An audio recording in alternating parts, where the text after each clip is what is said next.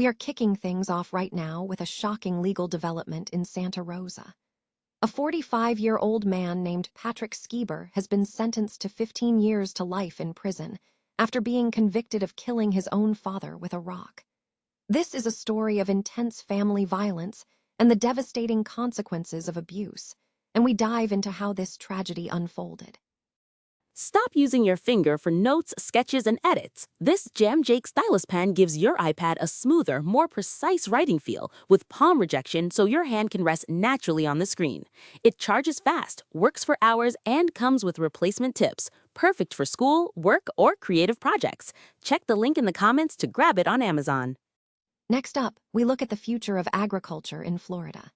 University of Florida researchers are launching a major 4-year study to test if spreading basaltic volcanic rock dust can actually improve soil quality, boost crop growth, and create a more sustainable farming future across the state. We explore the science behind this potential game-changer for Florida's unique soils. Now shifting gears to culture and the music scene. Ann Wilson is sharing a deeply personal look back at the sexism she faced in the 1970s rock scene in her new documentary, Ann Wilson, In My Voice. She speaks candidly about how men could make you feel silly for even trying to achieve your dreams in that era. And finally, get ready to headbang because we are reviewing the brand new film, Iron Maiden, Burning Ambition.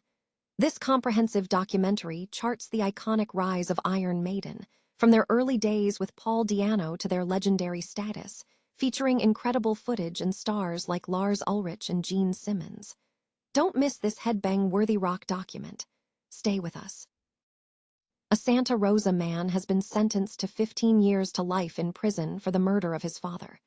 Patrick Schieber, 45, was convicted of killing his 72-year-old father, David Schieber, in 2023 after hitting him with a rock.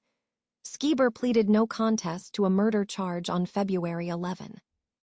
District Attorney Carla Rodriguez stated that the life sentence was earned through the senseless act of violence against his father, emphasizing that family violence and elder abuse can lead to fatal results.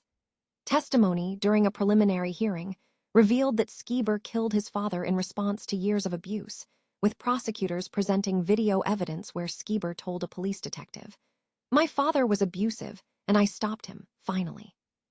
Santa Rosa police discovered David Schieber's body at their Coffee Park neighborhood home on September 9, 2023, after Schieber called 911. During the call, Schieber admitted to killing his father with a rock, which police later found near the deceased. Detectives established the timeline of the killing by analyzing surveillance footage, the 911 call, and the elder man's phone data, concluding that Schieber bludgeoned his father to death with a baseball-sized rock while the older man was seated and using his phone. Sonoma County, Judge Laura Passaglia handed down the sentence of 15 years to life in prison on May 7. University of Florida researchers are launching a 4-year study to investigate the potential of using basaltic volcanic rock dust as a soil amendment to enhance crop yields and improve the health of Florida's diverse agricultural soils. Florida's unique environment, characterized by year-round tropical weather and a wide spectrum of soil types ranging from nutrient-poor sandy soils to highly organic soils, presents significant challenges for sustainable food production and economic stability. The collaborative research effort, funded by a $749,999 grant from the U.S. Department of Agriculture National Institute of Food and Agriculture, involves scientists from the University of Florida's Institute of Food and Agriculture and Sciences, UF-IFAS, and the UF College of Liberal Arts and Sciences, CLAS. The study will specifically assess the efficacy of various types of basaltic rock dust across 2 distinct soil types: organic soils used for row crops like sugarcane and rice in South Florida, and mineral soils associated with perennial grass pastures in Central Florida.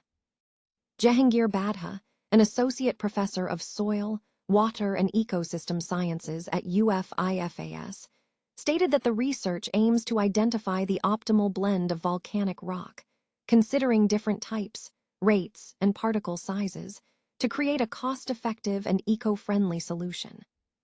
The long-term benefits under evaluation include the remineralization of depleted soils, the stabilization of organic carbon, and the provision of essential major and micronutrients, potentially reducing the need for conventional fertilizers. Rossville Bracco will oversee the evaluation of basaltic rock dust in perennial pastures, while David Foster will conduct the necessary geochemical and mineralogical characterization of the material. The research is crucial not only for Florida, but also for broader agricultural regions across North America, including Texas, Louisiana, Alabama, Georgia, Arizona, and Southern California, which face similar soil management hurdles. Researchers emphasize that while stabilizing carbon in organic soils is challenging, improving the fertility of mineral soils is an equally critical priority. Badha noted that the potential of enhanced rock weathering will only be realized where agricultural benefits are proven and economically viable in Florida's fast weathering environment.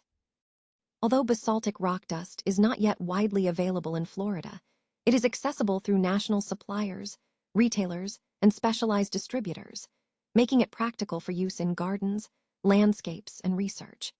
Current testing is underway in the Everglades agricultural area for row crops, and at a USDA research site in Hardy County for perennial cattle pastures, allowing researchers to evaluate performance across various conditions and management goals. Hart's Ann Wilson is speaking out against the sexism prevalent in the 1970s rock scene, highlighting the challenges faced by women pursuing careers in the hard rock community. Wilson discussed how talented women could face backlash, with some men making them feel silly for even trying after achieving success. Wilson noted that while she was fortunate to have supportive people, many other women in her generation had to actively rebel to achieve their goals. Wilson recently launched her new documentary, Ann Wilson, In My Voice, which premiered in Seattle on May 11. The film chronicles her journey from childhood to stardom with Hart, utilizing her archive of home movies, photographs, and journals alongside previously unseen footage from her time with the band. Wilson stated that the documentary is her personal story, told in her own voice, focusing on finding and maintaining her voice. The documentary is currently supporting a short North American tour, scheduled through June, featuring stops in cities including Vancouver, Chicago, Cleveland, Nashville, and New York City. In other music news, Paul Brannigan, a music writer with a long career spanning publications like Kerrang! And Planet Rock magazine, is a contributing editor for Channel YouTube. Brannigan has authored books on figures such as Lemmy, Dave Grohl, and Metallica, and has written biographies for Rolling Stone and Mojo. He is known for his deep involvement in the music scene, having played with Fugazi and interviewed numerous industry figures. Iron Maiden, Burning Ambition is now in cinemas, offering a comprehensive 5-decade retrospective charting the iconic rise of the legendary rock band. The documentary powerfully chronicles Iron Maiden's journey, from their early pub and club days under Paul Di'Anno, through their swift ascent, the legendary era defined by Bruce Dickinson, and their sustained dominance throughout the 1980s. The film also delves into the band's connection with their fanbase, highlighted by stirring sequences such as their highly publicized visit to Poland during the Cold War era.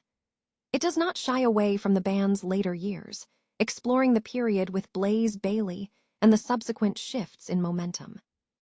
While the band and management are largely absent, the film compensates with extensive unseen footage, live performances, archival photos, and passionate contributions from notable figures including Javier Bardem, Lars Ulrich, Gene Simmons, Chuck D, and industry professionals. The recurring Eddie interludes are a standout feature, showcasing creative stop-motion and CGI techniques. Reviewers describe the film as a headbang-worthy rock documentary that successfully captures the band's drive, the passion of their fans, and the enduring importance of the iconic mascot Eddie, making it engaging for both metal enthusiasts and casual viewers.